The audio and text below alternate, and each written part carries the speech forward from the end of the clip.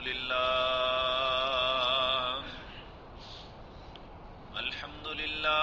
نحمده ونستعينه ونستغفره ونعوذ بالله من شرور أنفسنا ومن سيئات أعمالنا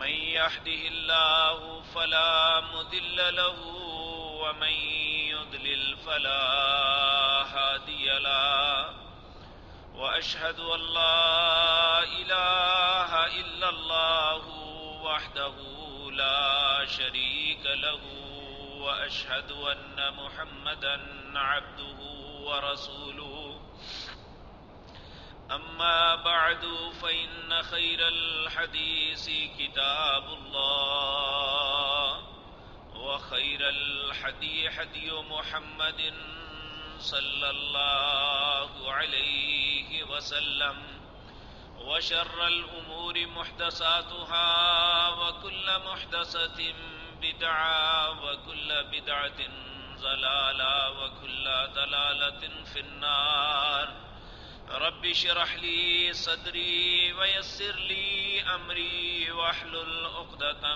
من لساني يفقهوا قولي اللهم انفعنا بما علمتنا وعلمنا ما ينفعنا وزدنا علما رب أوزعني أن أشكر نعمتك التي أنعمت علي وعلى والدي وأن أعمل صالحا ترضاه وأصلح لي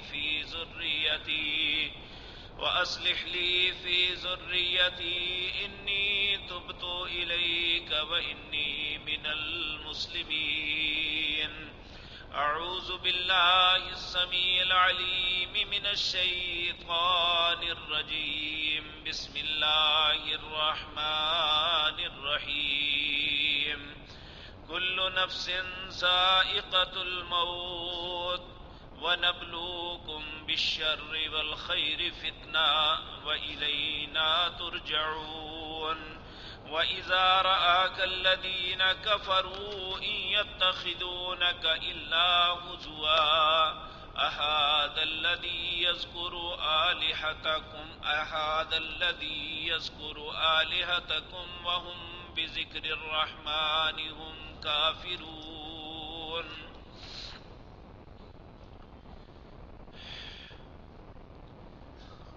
حضرات محترم،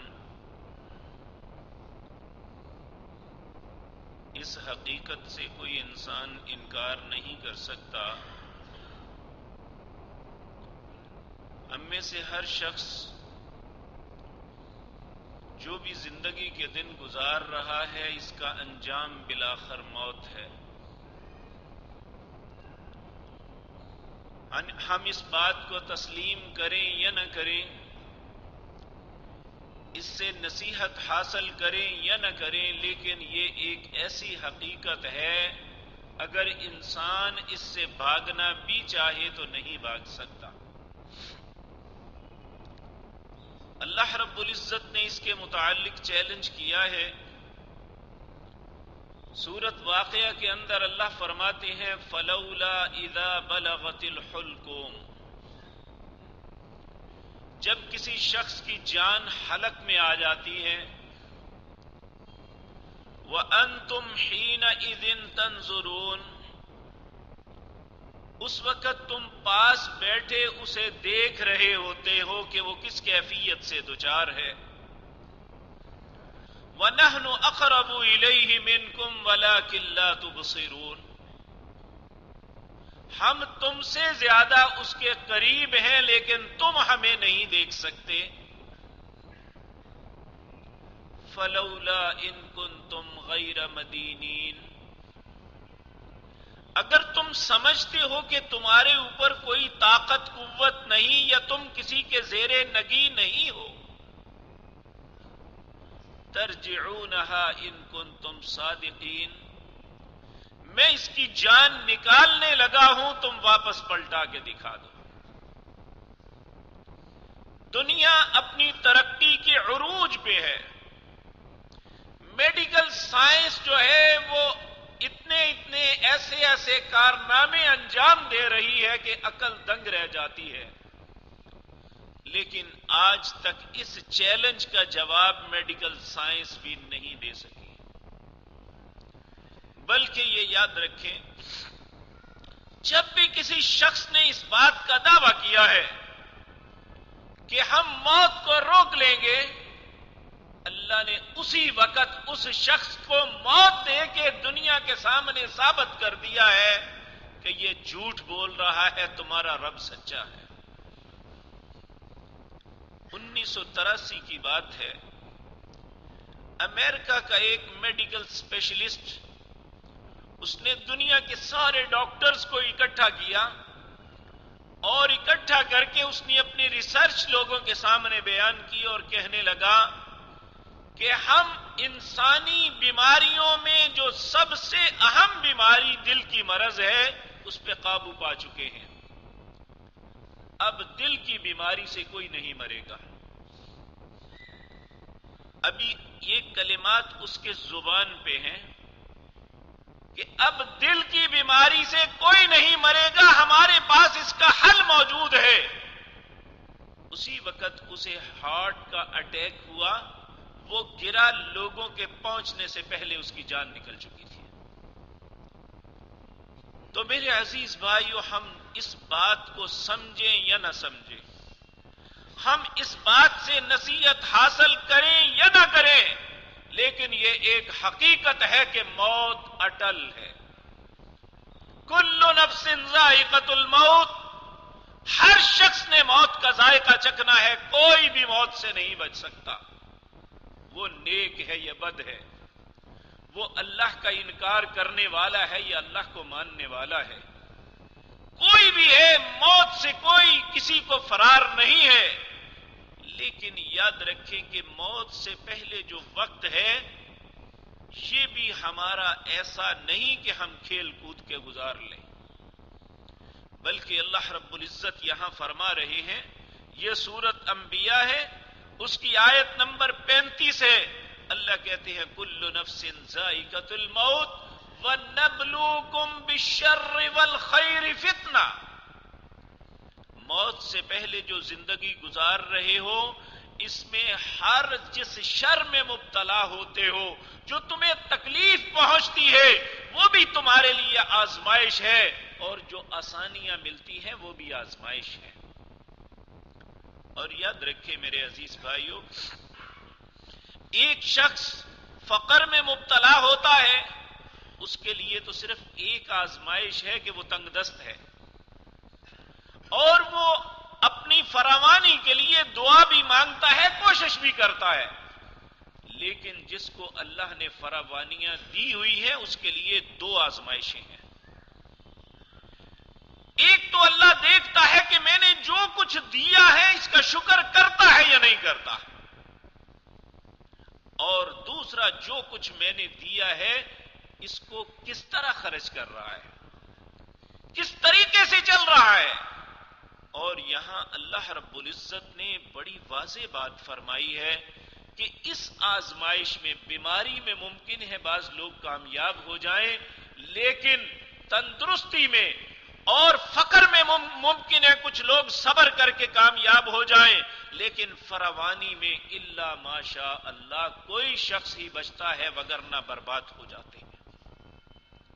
اللہ رب العزت فرماتے ہیں وَإِذَا أَنْعَمْنَا عَلَى الْإِنسَانِ أَعْرَضَ وَنَأَىٰ بِجَانِبِهِ، جب میں کسی کو فراوانیوں سے نوازتا ہوں، صحت عافیت دیتا ہوں، کوئی منصب عطا کرتا ہے، أَعْرَضَ وَنَأَىٰ بِجَانِبِهِ، یہ دینے والے سے ہی منہ پھیر لیتا ہے، اسی سے اعراض کرتا ہے۔ اور ہم اپنی زندگی میں اپنے وتیروں کو، اپنے طریقہ کار کو دیکھیں اور غور کریں کہ اگر ہمیں کوئی اللہ نے منصب دیا ہے، اگر ہمارے پاس کوئی منصب ہے تو کس نے عطا کیا ہے؟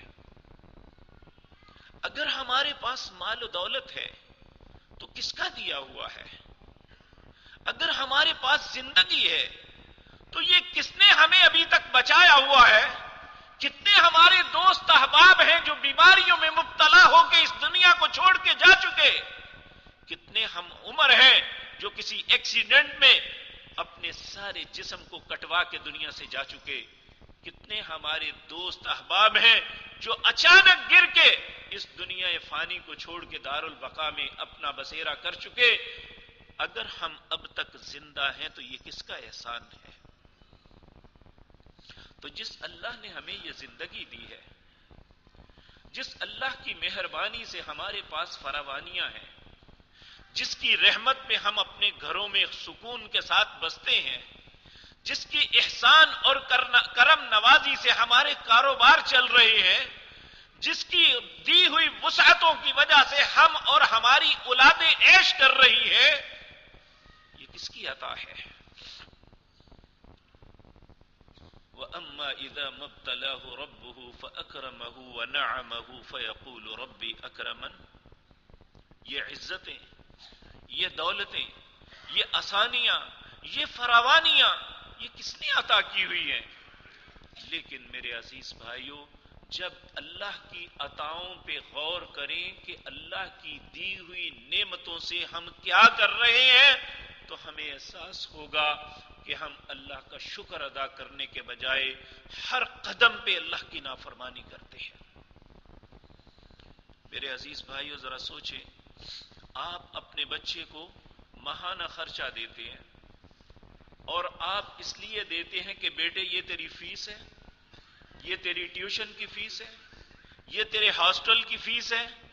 کیا آپ کا بچہ ان پیسوں کو لے کے اگر شراب پی لیتا ہے، اگر آپ کا بچہ ان پیسوں کو لے کے جوا کھیل لیتا ہے، وہ اپنے تعلیمی معاملات کو جاری نہیں رکھتا، تو کیا آپ کا رد عمل ہوگا؟ آپ کے دل پہ کیا گزرے گی کہ بیٹے میں نے تو تیری بہتری کے لیے سارا کچھ دیا تھا، یہ جو کچھ میں تجھے دے رہا ہوں، اور اس کا مقصد تو یہ تھا کہ تو بڑا بن جائے، تو اس سے عزت پا جائے، اور تو نے ایک غلط رستہ منتخب کر لیا۔ باپ ہونے کے باوجود یاد رکھیں، ہم اپنے بچے کی وہ قدردانی نہیں کریں گے، ہم اس کے ساتھ بلکہ قطع تعلق کر لیں گے کہ میں تو اپنے چمڑی ادھیڑ کے سارا کچھ تیرا پورا کر رہا ہوں، اور تو ایک غلط رستے پہ اسے لگا رہا ہے۔ اگر ہمیں اپنے بچے کے ایسے رویے پہ دکھ ہوتا ہے اور ہم مشتعل ہو جاتے ہیں، بعض اوقات بچوں کو آگ تک کر دیتے ہیں، ذرا سوچا ہے میں نے یا آپ نے، جب ہم اللہ کی دی ہوئی نعمتوں سے کفر کرتے ہیں تو ہمارے رب کے دل پہ کیا بیتتی ہوگی؟ وہ کیا سوچتے ہوں گے کہ میں نے اس لیے اسے منصب دیا تھا، میں نے اس لیے مال و دولت سے نوازا تھا، میں نے اس لیے اسے صحت اور عافیت اور تندرستی دی تھی کہ یہ ہر کام میں ہی میری نافرمانی کرے۔ آج ہماری خوشی آتی ہے، آج خدا نخواستہ ہم کسی غم میں مبتلا ہوتے ہیں، تو اس فتنے اور آزمائش کے اندر حقیقت بات یہ ہے کہ ہم 100% فیل ہوتے ہیں، ہمیں ایک نمبر نہیں ملتا کہ کوئی ایک ہماری زندگی کی کل ہو کہ جس میں ہم کہہ سکیں چلو یہ نہیں تو یہاں سے نمبر مل جائیں گے۔ ہم تو ہر معاملے میں ہی اپنے رب کو ناراض کرنے کے پہ تلے ہوئے ہیں۔ میرے عزیز بھائیو، یہ کتنا بڑا المیہ ہے کہ ہمیں دنیا کے علوم، دنیا کی باتیں اتنی ازبر ہیں، اتنی یاد ہیں، ہم اس پہ بحث کر سکتے ہیں، ہم بڑی بڑی مجلسوں میں کو بچھاڑ سکتے ہیں، اگر ہمارے پاس نہیں ہے تو اللہ کا قرآن نہیں ہے، ہمارے سینے قرآن سے خالی ہیں۔ اگر ہمیں نہیں معلوم تو رسول اللہ کے فرمان کا علم نہیں ہے۔ محبت کے ساری دنیا سے زیادہ دعوے دار ہیں، لیکن اگر کہیں کہ رسول اللہ کا فرمان اس معاملے میں کیا ہے تو ہمیں علم نہیں ہے۔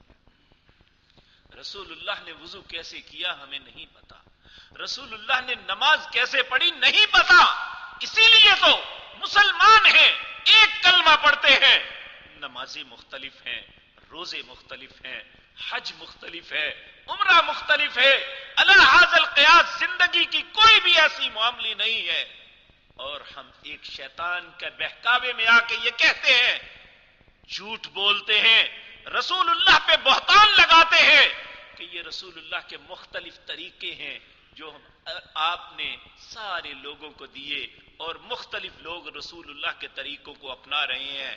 ذرا کبھی سوچا ہے؟ اللہ کے نبی صلی اللہ علیہ وسلم نے تو یہ بتایا تھا، لوگوں میں تمہیں ایک ایسی شاہراہ پہ چھوڑ کے جا رہا ہوں جس کی راتیں بھی دن کی طرح روشن ہے، اب گمراہ وہی ہوگا جو خود اپنے آپ کو ہلاک کرنے والا ہے۔ تو اگر ہمیں قرآن کا علم ہو، ہمارے سامنے رسول اللہ کے فرامین ہوں، اور ہمیں ان باتوں کا علم ہو، تو یقین جانیے مسلمان کبھی دو طرح کی نماز نہیں پڑھے گا، مسلمان کبھی ٹائم کے معاملے میں اختلاف نہیں کرے گا، کیونکہ اس کے ذہن میں اللہ اور اس کے رسول کی عزت اس وقت تک نہیں آ سکتی جب تک وہ اللہ کی کلام کو نہیں پڑھے گا۔ وہ اللہ کے احترام کا اسے کیا پتا کہ اللہ کا کیا عزت ہے اور اس کا احترام، اور اللہ کی ساتھ کتنی بزرگ و برتر ہے، اللہ کتنا بلند ہے، اللہ کے کتنے احسانات ہیں، اسے کیسے پتا چلے گا جبکہ اس نے اللہ کی کلام کو پڑھا ہی نہیں ہے۔ لوگوں، اقوام عالم کے مقابلے میں ہم ایسے ہیں کہ دنیا کے دوسرے مسلمان ممالک کے مقابلے میں کہ ہمارے بڑے بڑے دانشور، بڑے بڑے وکلاء، بڑے بڑے سیاستدان، ان کی کیفیت یہ ہے کہ اگر زندگی میں کبھی قل ھو اللہ پڑ جائے تو وہاں بھی اٹک جاتے ہیں، توفیق نہیں ملتی۔ کیوں توفیق نہ ملے؟ کس طرح توفیق مل جائے جبکہ ہمارا رزق حرام، ہمارا طرز عمل حرام، ہم اللہ کی توحید پہ یقین نہیں رکھتے، ہم رسول اللہ کو اپنا رہبر نہیں مانتے، ہم ان سے محبت کے دعوے کرتے ہیں لیکن ہمارا ان کے ساتھ عمل کا تعلق کوئی نہیں ہے۔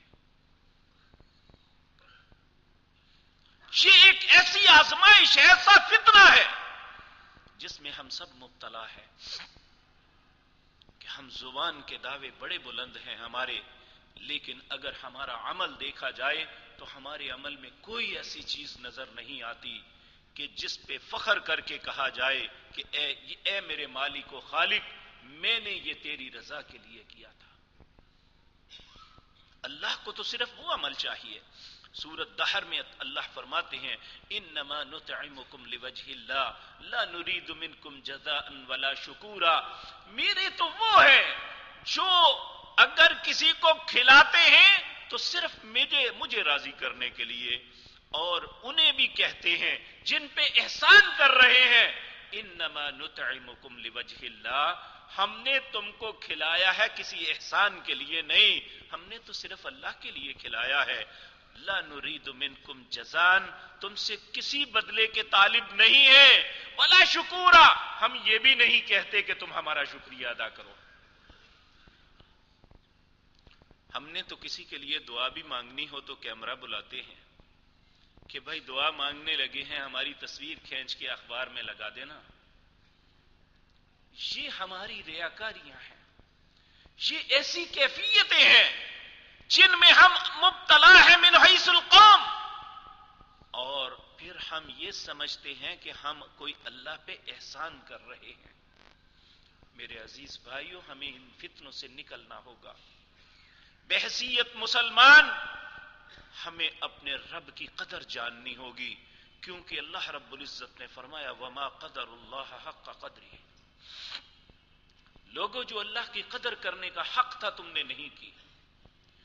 دیکھیے میرے عزیز بھائیوں، ہمارے لیے ہماری زندگی میں دو چیزیں سب سے اہم ہیں، ایک ہماری اولاد، ایک ہمارا مال۔ تو اللہ رب العزت فرماتے ہیں انما اموالکم واولادکم فتنہ، جب تم اپنے رب کو چھوڑو گے، جب تم اپنے رسول کے احکامات کو ترک کرو گے تو یہ مال اور اولاد تمہارے لیے فتنہ ہوگا۔ جس طرح زہر انسان کو قتل کرنے کے لیے ہوتا ہے، یہ مال اور اولاد انسان کی ہلاکت کا سبب بن جائے گا۔ کیوں؟ یہ اللہ اور اس کے رسول کے خلاف استعمال ہو رہا ہے۔ جب ہم اولاد کے لیے حرام کمانا شروع کریں گے، جب ہم مال کے لیے ایمان بیچ دیں گے، تو پھر یہ مال اور اولاد ہمارے لیے خیر کا سبب نہیں ہوگا، پھر یہی چیزیں ہماری دنیا اور آخرت کی بربادی کا سبب بنیں گے۔ العیاذ باللہ، اللہ ہم سب کو محفوظ فرمائے۔ تو اس لیے میرے عزیز بھائیوں، دیکھیں بحیثیت انسان یاد رکھیں کہ ہم اگر باپ ہیں، اپنی اولاد کے لیے کریں گے تو کل قیامت کے دن ہماری اولاد نے ہماری کسی معاملے میں حمایت نہیں کرنی۔ اگر ہم خامد کی حیثیت سے بیوی کی بات مان کے اللہ کی نافرمانی کر رہے ہیں تو قیامت کے دن ہماری بیوی نے ہماری کسی معاملے میں کوئی حمایت نہیں کرنی۔ اگر بحیثیت اولاد ہم ماں باپ کے لیے کچھ کرتے ہیں اور وہ غلط ہے تو یاد رکھیں ہمارے ماں باپ نے ہماری کوئی حمایت نہیں کرنی۔ اللہ رب العزت سورۃ عبسہ میں فرماتے ہیں یوم یفر المرء من اخیہ، اس دن ہر شخص سے اس کا بھائی بھاگے گا، وَأُمِّهِ وَأَبِيهِ، ماں بھی بھاگے گی، باپ بھی بھاگے گا، وَصَاحِبَتِهِ وَبَنِيهِ، بیوی بھی کسی کام نہیں آئے گی اور اولاد بھی بھاگے گی، میرا تمہارا کیا تعلق؟ لِكُلِّ امْرِئٍ مِّنْهُمْ يَوْمَئِذٍ شَأْنٌ يُغْنِيهِ، ہر کو صرف اپنی پڑی ہوگی۔ جب آخرت میں ہمیں اپنی پڑی ہوگی، ہمارے لیے کوئی کچھ نہیں کرے گا، تو ہم کسی کے لیے اپنی زندگی اور آخرت کو کیوں برباد کریں؟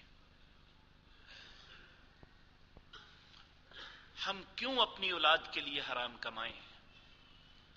ہم کیوں اپنی بیوی کی ناز و نخرے اٹھانے کے لیے ہم غلط رزق کو اپنے گھر میں لائیں؟ ہم کیوں اپنے مال کو بڑھانے کے لیے حرام روزیاں اکٹھی کریں؟ یہ ساری کی ساری ہماری تباہی کا سبب بننی۔ میرے عزیز بھائیوں، یہ مال اتنا بڑا فتنہ ہے، اگر تو یہ حلال طریقے سے لیا جائے تو یہ اللہ کا فضل ہے، اگر یہ حرام طریقے سے ہو تو صرف ایک لقمہ اگر ہمارا حلق نگل لے، 40 دن تک اللہ کسی نماز کو قبول نہیں کرتے۔ اگر یہ رزق حرام ہمارے حلق سے اتر جائے یا ہمارے لباس کا حصہ بن جائے یا ہم کوئی ایسی چیز پی لیں جو ہمارے لیے حرام تھی اور اپنی مصیبت کے لیے ہاتھ اٹھا کے اللہ سے منتیں کریں، یا ربی یا ربی، اے میرے رب میری مصیبت ٹال دے، اے اللہ میری بیماریاں ختم کر دے، اے اللہ مجھے جہنم کے عذاب سے بچا دے، اگر ہم یہ سب کچھ کہیں گے تو اللہ رب العزت جواب میں کیا کہیں گے؟ وَمَطْعَمُهُ حرام وَمَلْبَسُهُ حرام وَمَشْرَبُهُ حرام فَأَنَّى يُسْتَجَابُ لَهُ، تیرا کھانا حرام ہے، تیرا پینا حرام ہے، تیرا پہنا ہوا کپڑا حرام ہے، میں تیری دعا کو کیوں قبول کروں گا؟ میرے عزیز بھائیوں،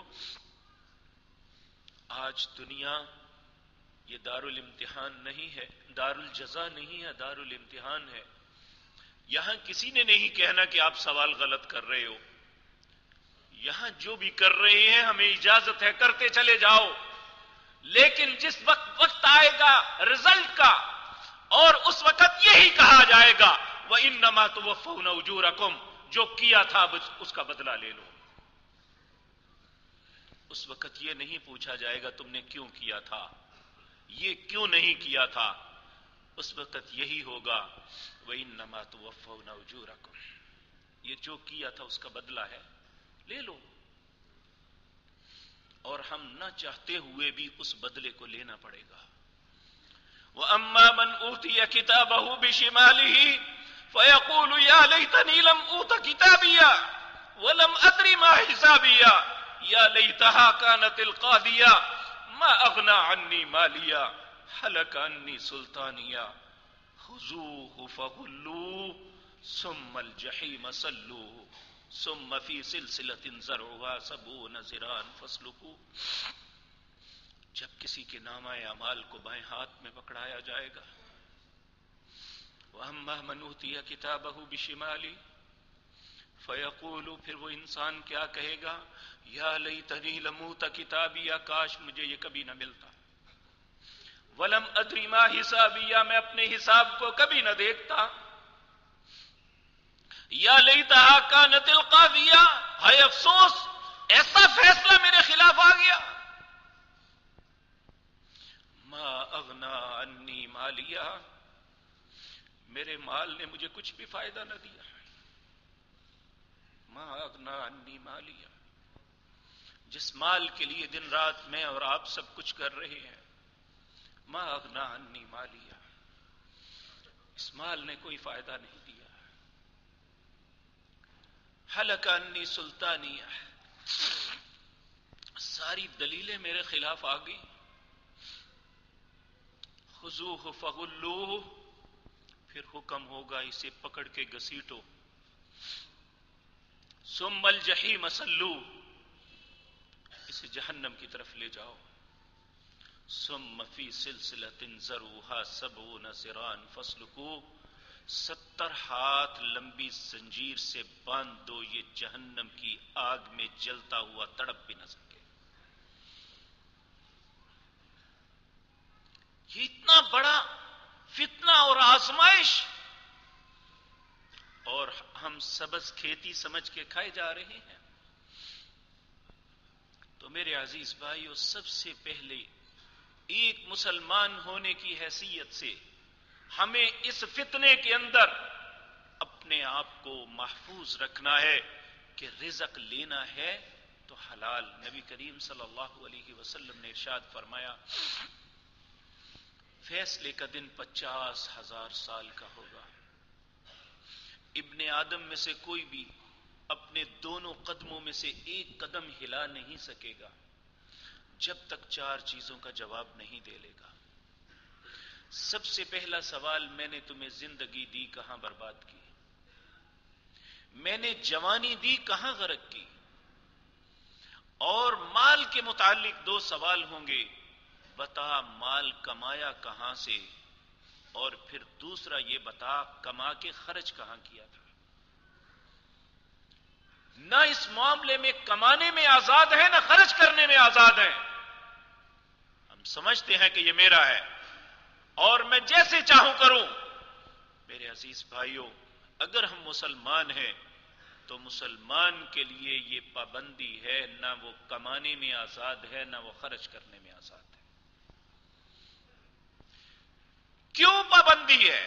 سوچ سکتے ہیں ہم، کیا ساری پابندیاں ہمارے لیے ہیں؟ دونوں پابندیوں میں سے جون سی مرضی قبول کر لو. جو شخص دنیا میں اللہ کی پابندیوں کو قبول کر لیتا ہے، اللہ آخرت میں ہر پابندی سے آزاد کر دے گا. یہ جو ہمیں کانسیپٹ دیا جاتا ہے کہ کیوں مسلمان کو پابند کیا جاتا ہے، دو زندگیاں ہیں. ایک زندگی ہے ایک لمحے سے لے کر 100 سال تک، کتنی بھی ہو سکتی ہے. اور دوسری زندگی ہے جس کی انتہا کوئی نہیں. کوئی دنیا میں کیلکولیٹر ایسا ایجاد نہیں ہوا جس میں وہ فگر لکھی جائے کہ یہ اتنے لاکھ کروڑ ارب خرب سال کتنے ہوگی. وہ اتنی لمبی زندگی ہے، اور دونوں زندگیوں میں ایک، چاہے اس میں پابندی کر لو چاہے اس میں پابند سلاسل ہو جاؤ، جو یہاں پابندی کر لے گا ہمیشہ کی آزادیاں اس کا مقدر ہے، اور جو یہاں آزادی سے زندگی بسر کرے گا، اپنی مرضی کرے گا، وہ ہمیشہ کے لیے پابند سلاسل ہو جائے گا. اس کے پاؤں اور گلے میں بیڑیاں اور گلے میں توق پڑ جائیں گے، وہ ہمیشہ کے لیے قید ہو جائے گا. اور اس کا فیصلہ میرے اور آپ پہ ہے. اگر آج دنیا میں اللہ رب العزت کی بتلائی ہوئی پابندیوں کو ہم قبول کرتے ہیں تو ہمیں ہمیشہ کی راحتیں نصیب ہو جائیں گی، اور اگر آج اپنی مرضی سے زندگی بسر کرتے ہیں تو پھر ہمیشہ کی قید اپنا مقدر سمجھ لیجئے۔ اللہ ہم سب کی حفاظت فرمائے۔ جب انسان کی اپنے رب سے ملاقات ہوگی، اللہ اکبر، سورۃ مومنون میں اللہ فرماتے ہیں، قال، اللہ کہیں گے، کم لبثتم فی الارض عدد سنین، اے میرے بندے ذرا گن کے بتا دنیا میں کتنا وقت زندہ رہا تھا؟ تو بندہ کیا جواب دے گا؟ لبثت یوما او بعد یوم، اے اللہ یا ایک دن ٹھہرا تھا یا ایک دن کا بھی کچھ حصہ۔ تو اللہ رب العزت کہیں گے، اللہ اکبر، اگر دن یا دن کا کچھ حصہ ٹھہرا تھا، لبثت یوما او بعد یوم، تو اللہ فرمائیں گا، وہ کہیں گے فاسأل العادین، اپنے لکھنے والے فرشتوں سے پوچھ لے۔ تو اللہ فرمائیں گے، قال ان لبثتم الا قلیلا لو انکم کنتم تعلمون، تو پھر اتنا تھوڑے عرصے کے لیے اتنا ہلکا جوا کھیلا تم نے کہ زندگی تیری ایک دن یا دن کا کچھ حصہ تھی اور آخرت کی بربادی اپنے گلے کا طوق بنا لی۔ کتنا برا کیا تو نے۔ پھر اس کے بعد اللہ فرماتے ہیں، افحسبتم انما خلقناکم عبثا وانکم الینا لا ترجعون، لوگوں تم میں سے کوئی گمان نہ کرے کہ اللہ نے تمہیں فضول پیدا کیا ہے، تمہاری زندگی کا مقصد ہے، وہ مقصد یہ ہے کہ ہر قدم پہ ہم نے دیکھنا ہے کہ ہمارا رب ہم سے کیا چاہتا ہے، چاہے ہم فراوانیاں میں ہیں یا ہم آزمائشوں میں ہیں، کہ ہمارا رب ہم سے کیا چاہتا ہے۔ اگر ہم ان باتوں پہ توجہ کر لیں گے تو ہماری آخرت، ہماری دنیا خیر کا سبب بن جائے گی۔ اور یقین جانیے، آپ کبھی زندگی میں آزما کے دیکھ لیں کہ آپ کے سامنے دو آپشن موجود ہیں، ایک حلال ہے اور ایک حرام ہے۔ اگر آپ حرام کو چھوڑ کے حلال کو اپناتے ہیں تو جو راحت آپ کو ملے گی شاید آپ اپنے زبان سے کبھی بیان بھی نہ کر سکیں۔ آپ دیکھیں، حرام آ رہا ہے، صدقہ جا رہا ہے، لیکن آپ جب کسی کی مدد کرتے ہیں، کسی کی ہیلپ کرتے ہیں، اس وقت جو آپ کے دل کی کیفیت ہوتی ہے شاید میں بھی زبان سے نہ ادا کر سکوں کہ اس کی کیفیت کیا ہو سکتی ہے۔ جو اطمینان اللہ رب العزت عطا کرتے ہیں، اور پھر یاد رکھیں، جو کچھ ہم اللہ کے لیے کرتے ہیں ہم اللہ اس کا ریٹرن دیتے ہیں۔ یہ کبھی نہیں ہو سکتا کہ آپ اللہ کے لیے کچھ کریں اور اس کا ریٹرن آپ کو نہ ملے، ایسا ہو نہیں سکتا۔ اور یہ صرف مال کے معاملے میں نہیں ہے، ہر معاملے میں، لئن شکرتم لازیدنکم۔ میرے بھائیوں، صرف اللہ اتنی بات پہ رزق کے دروازے کھول دیتا ہے۔ اللہ کہتے ہیں وَمَن يَتَّقِ اللَّهَ، اپنے دل میں اللہ کا خوف پیدا کر لو، میں دو نعمتیں تمہیں عطا کروں گا۔ پہلی نعمت یجعل لہ مخرجا، ہر مصیبت سے نکال دوں گا، اور دوسری نعمت وَيَرْزُقْهُ مِنْ حَيْثُ لَا يَحْتَسِبُ، ایسی جگہ سے رزق عطا کروں گا تم سوچ بھی نہیں سکتے کہ یہاں سے بھی مل سکتا ہے۔ صرف ایک کام، اور اس کے لیے کسی پیسہ لگانے کی ضرورت نہیں، کسی مولوی سے فتویٰ لینے کی ضرورت نہیں، اور کسی گائیڈ کی ضرورت نہیں، صرف اپنے دل میں اپنا رب کا خوف پیدا کرنا۔ ومن يتق الله يجعل له مخرجا ويرزقه من حيث لا يحتسب ومن يتوكل على الله فهو حسبه.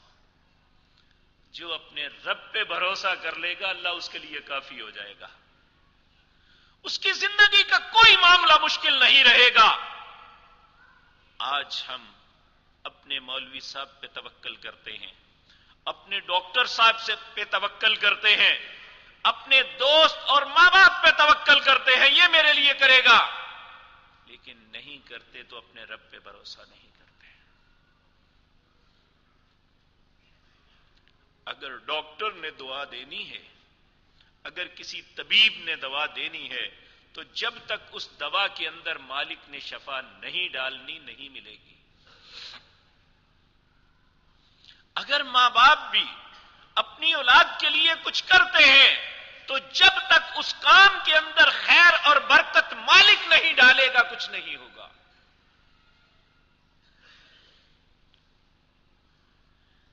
میرے عزیز بھائیوں, ہم اپنے بچوں کے پیچھے جا کے غلط کام کرواتے ہوئے نقل کرواتے ہیں کہ میرا بچہ پاس ہو جائے.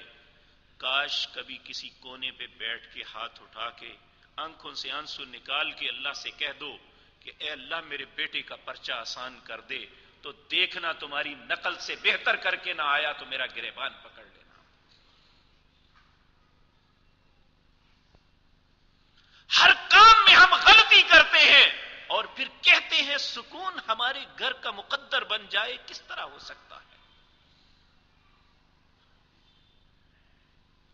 ہمارے گھروں کا سکون اللہ کے پاس ہے, ہمارے دلوں کا سکون اللہ کے پاس ہے. یہ جو لفظ ہے نا الا بذکر اللہ تطمئن القلوب, ہم نے یہ سمجھ لیا ہے کہ لا الہ الا اللہ کی ہوکے مارنے سے اس کا مطلب ذکر ہے. ذکر کہتے ہیں نصیحت. الفاظ بھی ذکر ہیں, لیکن حقیقی ذکر یہ ہے کہ اللہ کی نصیحت کو قبول کر لینے میں اطمینان ہے.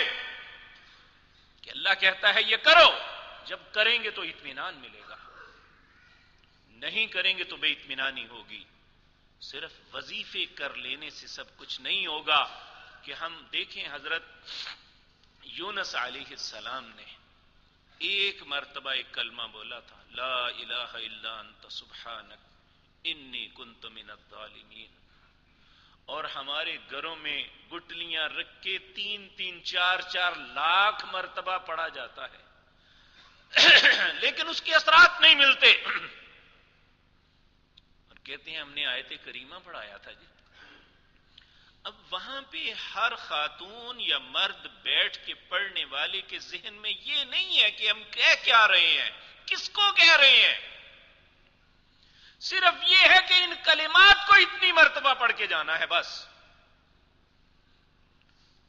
تو یونس علیہ السلام کو تو پتا تھا نا میرا رب کون ہے. کہنے لگے لا الہ الا اللہ, اللہ تیرے علاوہ میرا کوئی الہ نہیں. انت سبحانک, تو پاک ہے, تو نے کوئی غلط کام نہیں کیا. میرے متعلق جو فیصلہ ہوا ہے تو نے غلط نہیں کیا. لا الہ انت سبحانک انی کنت من الظالمین. میں اقرار کرتا ہوں میں مجرم ہوں, مجھ سے غلطی ہوئی ہے. جب مجرم کی حیثیت سے اللہ کی بارگاہ میں کھڑے ہو کے اقرار کریں گے میں مجرم ہوں, تو پاک ہے. نبی کریم صلی اللہ علیہ وسلم آپ نے مصیبت کے وقت کی دعا بتلائی اور آپ خود بھی یہ دعا مانگتے تھے. اللہم انی عبدک,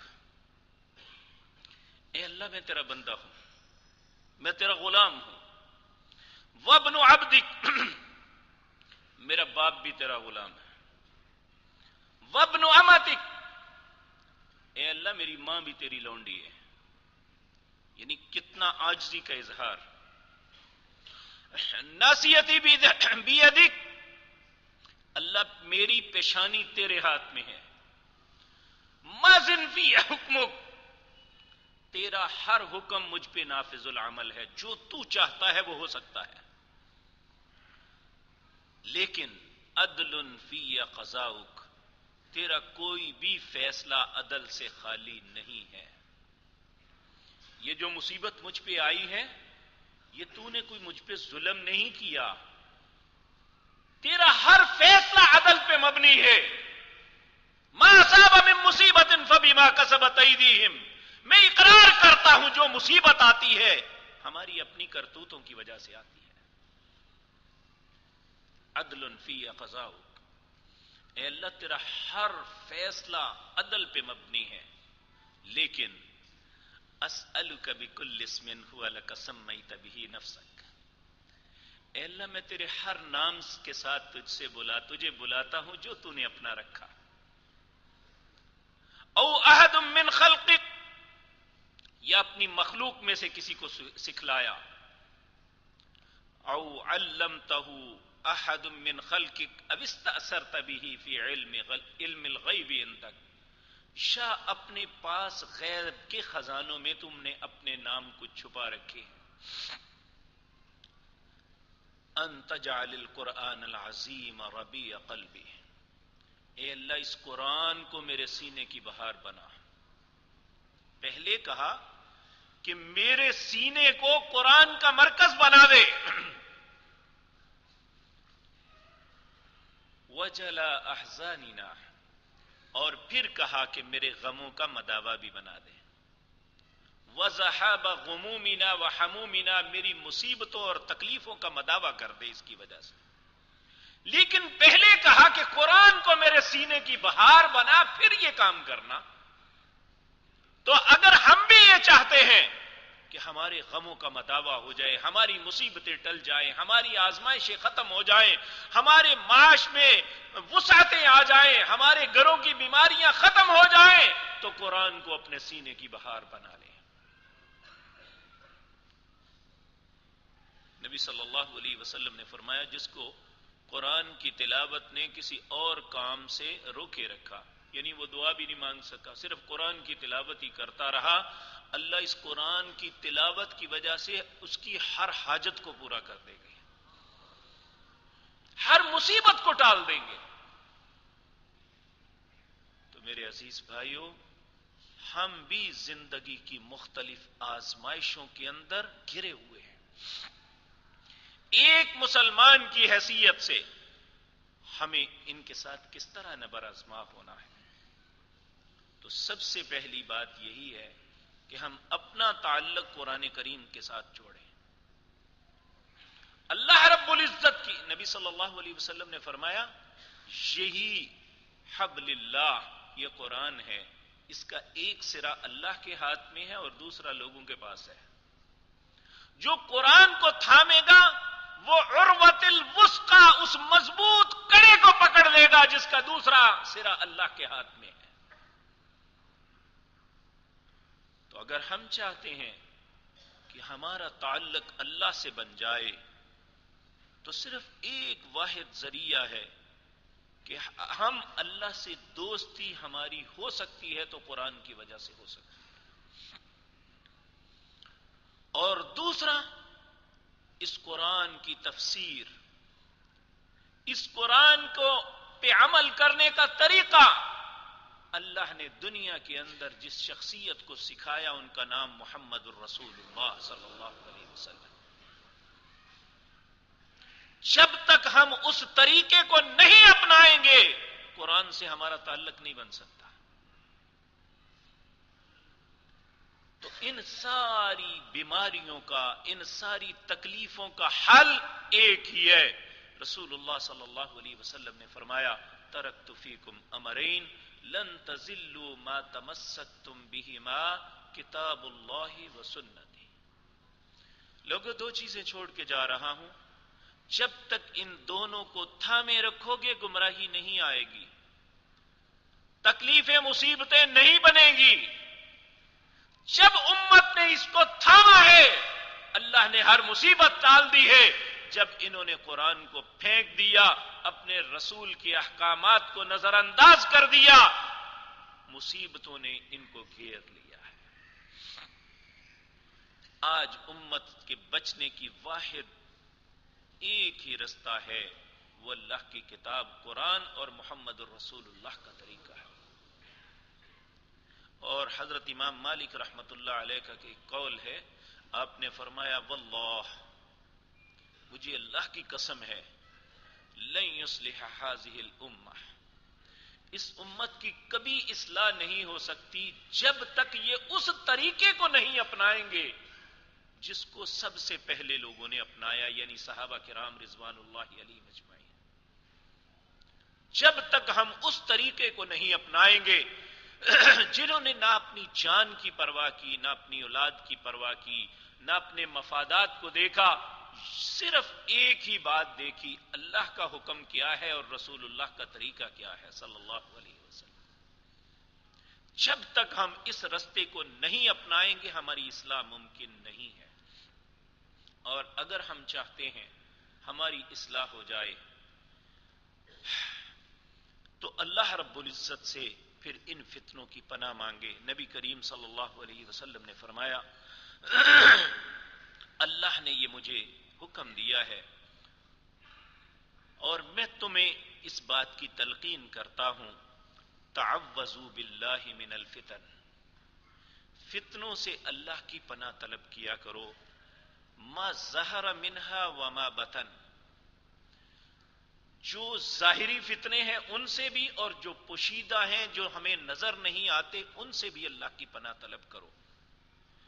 پھر آپ نے خود فرمایا نبی کریم صلی اللہ علیہ وسلم نے کہ میرے رب نے مجھے حکم دیا ہے، یا محمد صلی اللہ علیہ وسلم، اے محمد صلی اللہ علیہ وسلم، اذا صلیت، جب آپ نماز پڑھیں تو فقل، یہ کلمات اپنی نماز میں ضرور کہا کریں.